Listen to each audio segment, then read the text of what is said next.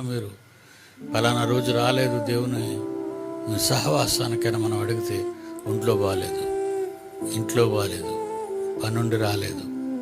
ఇవి దేవునికి ఇష్టము లేని మాటలు.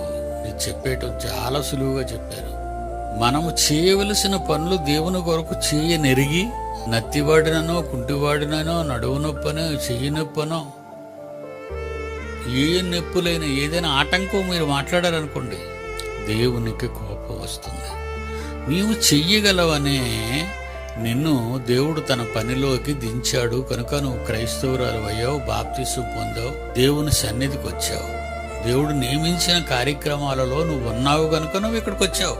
దేవుని నియమించిన ఈ కార్యక్రమాల్లో నువ్వు లేవనుకో, నువ్వు ఇక్కడ ఉండవు.